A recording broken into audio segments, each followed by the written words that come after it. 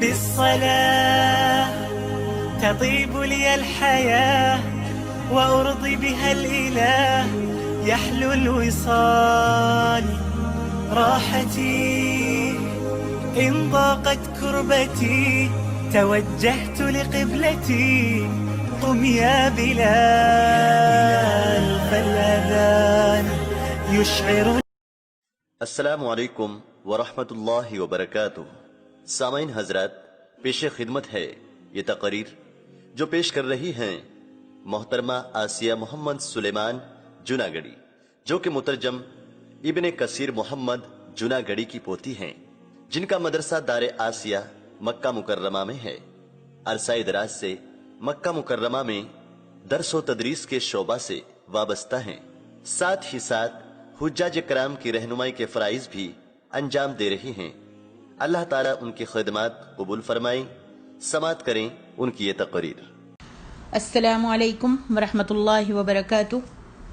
الحمد للہ رب العالمین والصلاة والسلام علی اشرف الانبیاء والمرسلین نبینا محمد وعلى آلہ وصحبہ اجمعین.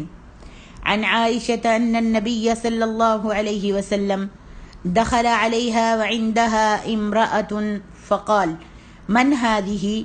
قالت فلانة تذكر من صلاتها. قال مه عليكم بما تطيقون فوالله لا يمل الله حتى تملوا وكان أحب الدين إليه ما داوم عليه صاحبه. اخرجہ البخاری. حضرت عائشہ سے روایت ہے کہ نبی علیہ الصلاۃ والسلام ایک دن ان کے پاس آئے اور ان کے پاس ایک عورت بیٹھی ہوئی تھی. آپ نے دریافت کیا یہ کون ہے؟ ام المومنین فرماتی ہیں میں نے کہا یہ فلاں عورت ہے، اور اس کی نفل نماز میں اشتیاق اور پابندی نماز کا ذکر کرنے لگی. یعنی یہ بڑی نفل نمازیں پڑھتی ہے اور بہت شوق سے نمازوں کو ادا کرتی ہے. نبی صلی اللہ علیہ وسلم نے فرمایا ٹھہر جاؤ، سن لو، اللہ نہیں اکتاتا مگر تم عمل کرتے کرتے اکتا جاؤ گے، اور اللہ کو دین اسلام کا وہی عمل زیادہ پسند ہے جس کی ہمیشہ پابندی کی جا سکے. یہاں اس نماز سے مراد نفلی نماز ہے.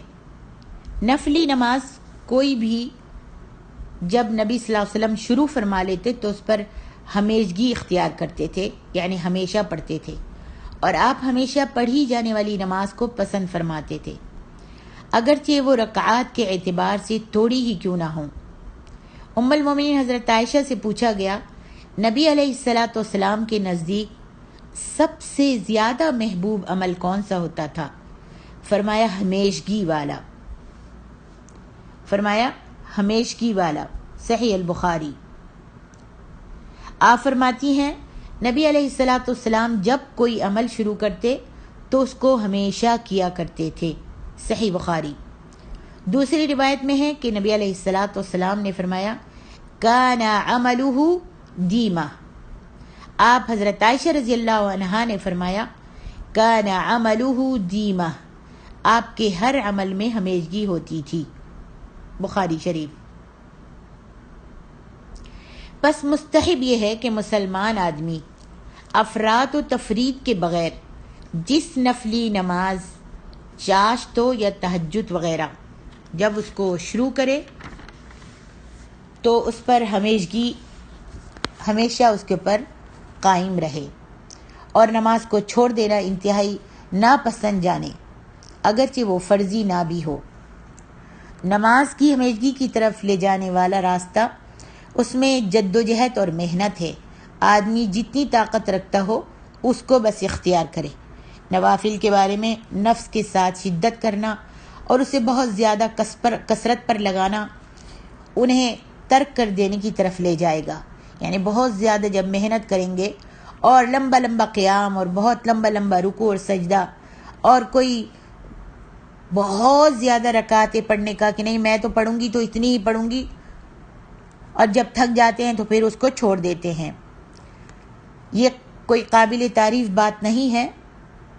اسی بات کے متعلق نبی علیہ الصلاۃ والسلام نے خبردار کیا ہے کہ کسی عورت کے متعلق جب آپ کو یہ خبر دی گئی کہ وہ رات بھر سوتی ہی نہیں ہے، پوری رات قیام کرتی رہتی ہے، تو نبی علیہ الصلوۃ والسلام نے فرمایا مہ علیکم ما تطیقون من الاعمال فإن اللہ لا یمل حتی تملوا، بس تمہیں صرف اتنا ہی عمل کرنا چاہیے جتنے کی تم میں طاقت ہو، کیونکہ اللہ تبارک و تعالیٰ تو ثواب دینے سے نہیں تھکتا، تم ہی عمل کرتے کرتے تھک جاؤ گے۔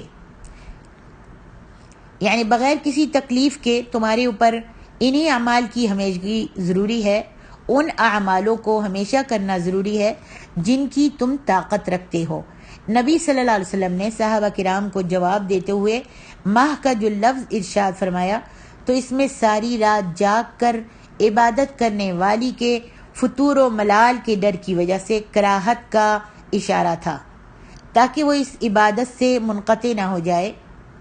اس عبادت کو بہت زیادہ ادا کرنے کی وجہ سے اور لمبا ادا کرنے کی وجہ سے، ساری رات نوافل پڑھنے کی وجہ سے کہیں وہ اس کو تھک کر یا پریشان ہو کر یا بیزار نہ ہو جائے یا اس کو چھوڑ نہ دے، جس نے اس کا التزام کر رکھا تھا کہ پوری رات نماز پڑھتی تھی۔ تو اس واسطے اللہ کے رسول صلی اللہ علیہ وسلم نے کراہیت کی طرف اشارہ کیا، کہیں وہ تھک کر اور پریشان ہو کر اس عبادت کرنا چھوڑ نہ دے اور وہ اس عمل سے منہ نہ موڑ لے کہ جس کے ذریعے اس نے اپنے نفس کے ساتھ اپنے رب کے لیے جان لڑا رکھی تھی۔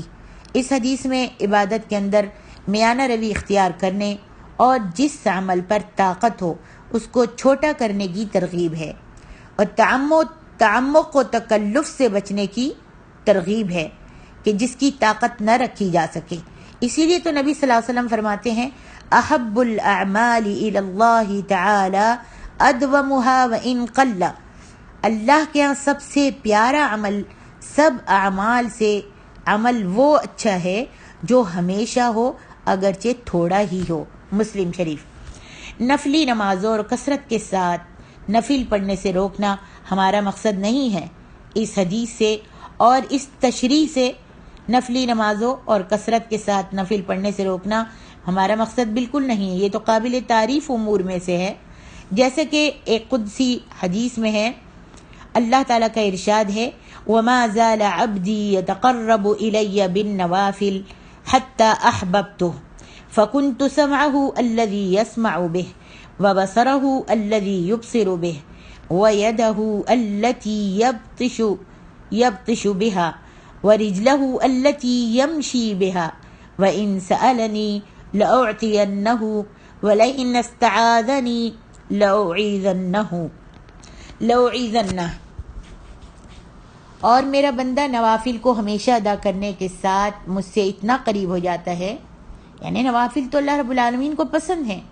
اللہ فرماتے ہیں، حدیث قدسی ہے کہ میرا بندہ نوافل کو ہمیشہ ادا کرتے رہنے کے ساتھ جب ہمیشہ ادا کرتا ہے تو مجھ سے اتنا قریب ہو جاتا ہے کہ میں اس سے محبت کرنے لگتا ہوں، وہ میرا پیارا بندہ محبوب بن جاتا ہے۔ پھر جب میں اس سے محبت کرنے لگ جاتا ہوں تو میں اس کا وہ کان بن جاتا ہوں جس سے وہ سنتا ہے، یعنی میری پسندیدہ باتوں کے علاوہ اب وہ کچھ اور سننا پسند ہی نہیں کرتا، اس کی وہ آنکھ بن جاتا ہوں جس سے وہ دیکھتا ہے، یعنی اب میری پسندیدہ چیزوں کے بغیر وہ کچھ بھی نہیں دیکھتا، میرے حرام کو حرام کر لیتا ہے اور حلال کو حلال، اس کا ہاتھ بھی بن جاتا ہوں کہ جس سے وہ پکڑتا ہے، کام کرتا ہے، اس کا پاؤں بھی بن جاتا ہوں جس سے وہ چلتا ہے۔ اللہ اکبر۔ یہ دونوں اعضاء بھی اب میری مرضی کے مطابق کام میں لے کر آتا ہے، اور اگر وہ مجھ سے کچھ مانگتا ہے تو میں اس کو دے دیتا ہوں، اور اگر وہ کسی دشمن یا شیطان سے میری پناہ کا طالب ہوتا ہے تو میں اس کو محفوظ رکھتا ہوں، اور میں جو کام کرنا چاہتا ہوں اس میں مجھے اتنا تردد نہیں ہوتا جتنا کہ مجھے اپنے مومن بندے کی جان نکالنے میں ہوتا ہے۔ وہ تو موت کو بوجہ تکلیف جسمانی کے پسند نہیں کرتا، اور مجھے بھی اس کو تکلیف دینا برا لگتا ہے۔ کس وقت؟ جب وہ نوافل پڑھتا ہے، نوافل کی کثرت کرتا ہے، تو میں اس کو اپنا محبوب بنا لیتا ہوں اور میں اس سے محبت کرنے لگتا ہوں۔ بخاری۔ بلکہ ہماری مراد میری ماں اور بہنوں، آپ سمجھ گئی ہوں گی، نوافل پڑھنے سے منع کرنا نہیں ہے، بلکہ ہماری مراد اس افراط و تفریط سے روکنا ہے جو نفسی ملال اور نفلی عبادت میں اس مبالغے کی طرف لے جاتے ہیں جو ان سے افضل فرض عبادت کو چھوڑ دینے کا ذریعہ بنتے ہیں یا واجب عبادات کو ان کے وقت سے ہی نکال بھار کرتے ہیں، جیسے کہ وہ آدمی جو ساری رات نماز پڑھتا رہا اور نیند پر اس نے غلبہ حاصل کیے رکھا، اس کو نیند آتی رہی لیکن ساری رات نماز پڑھتا رہا، مگر آخر رات جب آئی تو نیند اس پر غالب آ گئی اور وہ فجر کی نماز باجماعت پڑھنے سے رہ گیا، یا پھر فجر کی ادائیگی والا وقت ہی نکل گیا، یعنی ساری رات لمبی عبادت کرتا رہا اور فجر کے وقت سو گیا اور فجر کی نماز دیر سے پڑھی یا پھر بالکل ہی سورج نکل آیا اور فرض نماز کا وقت جو تھا ہاتھ سے جاتا رہا، تو بتائیے ایسی نفل عبادت کا کیا فائدہ جب فرضی نماز وہ ادا نہ کر سکا۔ نبی صلی اللہ علیہ وسلم نفل نماز کے ترک کر دینے کو نہایت ہی برا جانتے تھے کہ آدمی پہلے اسے باقاعدگی سے پڑھ رہا ہوتا تو اس پر ہمیشگی کو پسند فرماتے۔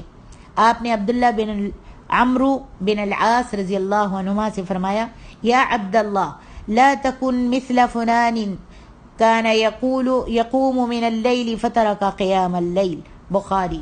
یا عبداللہ لا تکن مثل فلان کان یقوم من اللیل فترک قیام اللیل، بخاری۔ اے عبداللہ فلاں شخص کی طرح مت ہونا، یعنی فلاں آدمی کی طرح تم مت ہونا کہ وہ رات کو اٹھا کرتا تھا، تہجد کی نماز پڑھتا تھا لیکن بعد میں اس نے قیام اللیل یعنی تہجد کی نماز کو ترک کر دیا۔ تہجد کی نماز پڑھنا، نوافل پڑھنا اور عبادات کرنا، لیکن وسط انداز میں کہ اس کو بہت لمبا کر دیا اور کرتے کرتے فرضی جو عبادات تھی ان سے پیچھے ہو گیا، ان سے ہٹ گیا یا ان سے رہ گیا، تو ایسے نہیں کرنا چاہیے۔ پس نماز پر ہمیشگی اگرچہ وہ تھوڑی ہی کیوں نہ ہو اولا ہے، اس کثرت سے جو جی کو تھکا اکتا دینے والی ہو کہ جب وہ منقطع ہو کر رہ جائے، چھوٹ جائے، اور ہمیشہ والی تھوڑی عبادت اس بہت زیادہ سے افضل ہے۔ اور ہمیشہ والی تھوڑی عبادت یعنی اگر تھوڑے نوافل پڑھے اور تہجد میں بھی کھڑے ہوئے، جیسے نبی صلی اللہ علیہ وسلم کرتے تھے، سوتے بھی تھے، قرآن کی تلاوت بھی کرتے تھے، تہجد بھی پڑھتے تھے، پھر سو جاتے تھے، اگر اس طرح کیا جائے تو یہ سب سے زیادہ افضل ہے، ہمیشہ والی۔ لیکن ہمیشہ کرتے تھے، یہ نہیں کہ میں نے بہت پوری رات قیام کیا، 10 راتیں تو میں بڑے شوق سے پوری رات کھڑے ہو کر نماز پڑھتی رہی، لیکن 10 راتوں کے بعد میں نے بالکل تہجد پڑھنا ہی چھوڑ دیا۔ اللہ کے رسول صلی اللہ علیہ وسلم ہمیشہ والی تھوڑی عبادت جو ہے اس بہت زیادہ عبادت سے افضل سمجھتے تھے، جو بالآخر منقطع ہو جانے والی ہو، چھوٹ جاتی ہو۔ اور اس سب سے افضل اس شخص کی وہ بہت زیادہ عبادت ہے جو اپنے دل کے پختہ ارادے کے ساتھ ہمیشگی پر قوت و ہمت کو باندھ لے اور ارادہ کر لے کہ میں انشاءاللہ 8 رکعتیں، ایک کے ساتھ 9 ہو گئیں، وتر پڑھ لیا، یا پھر میں 9 رکعات پڑھوں گی، 9 رکعت میں تہجد میں پڑھا کروں گی، اس میں ایک وتر ہو گیا، 8 رکعتیں اور ایک وتر ہو گیا۔ یعنی میں ایک مثال آپ کو دے رہی ہوں کہ اتنا لمبا قیام کرنا اور اتنا لمبا سجدہ کرنا اور پوری رات پڑھتے رہنا، لیکن کچھ دن پڑھا اور پھر چھوڑ دیا، نہیں۔ اللہ کے رسول صلی اللہ علیہ وسلم نے صحابی کو نصیحت دی کہ اس فلانے شخص کی طرح مت ہو جانا جو رات کا تہجد پڑھا کرتا تھا لیکن اب اس نے تہجد چھوڑ دیا۔ تو مختصر عبادت کیجئے لیکن اس کو ہمیشگی والا بنائیے، اور نبی علیہ الصلوۃ والسلام کے جیسے آپ پڑھا کرتے تھے آپ کی سنت کے مطابق اپنے نوافل کو ادا کیجئے، اور نوافل جتنے چاہیں ہم پڑھ سکتے ہیں، کوئی مشکل نہیں ہے۔ نوافل جو ہے اس سے اللہ کا قرب حاصل ہوتا ہے، اور جتنے نوافل پڑھے جائیں اللہ اس انسان کو اپنا محبوب بنا لیتا ہے۔ اس سب سے افضل اس شخص کی وہ بہت زیادہ عبادت ہے جو اپنے دل کے پختہ ارادے کے ساتھ ہمیشگی پر قوت و ہمت کو باندھ لے اور نیت کر لے کہ میں اتنی رکعتیں رات کو پڑھا کروں گی، اور پھر برابر پڑھتی رہے، جیسا کہ نبی صلی اللہ علیہ وسلم کی خود اپنی ذات تھی۔ حضرت عائشہ رضی اللہ عنہا فرماتی ہیں اللہ کے نبی صلی اللہ علیہ وسلم کی عادت تھی کہ جب کوئی نماز پڑھتے تو اس بات کو پسند فرماتے کہ اس پر ہمیشگی کریں، ہمیشہ سے اس کو پڑھے، یعنی چاہے وہ نوافل ہوں یا راحت کا تہجد ہے۔ اور جب آپ پر نیند یا کسی درد کا غلبہ ہوتا اور رات کو نہ اٹھ سکتے تو دن کو 12 رکعت ادا کر لیتے۔ یہ نبی علیہ الصلوۃ والسلام تھے، صحیح مسلم۔ اللہ تعالی ہم سب کو نوافل پڑھنے کی توفیق عطا فرمائے اور نفلی عبادات کرنے کی، ہر عبادت نفلی کرنے کی توفیق عطا فرمائے، اور رب العالمین ہم سب کے گناہوں کو معاف فرما دے۔ سبحانک اللہم و بحمدک، اشہد ان لا الہ الا انت، استغفرک و اتوب الیک۔ السلام علیکم ورحمۃ اللہ وبرکاتہ۔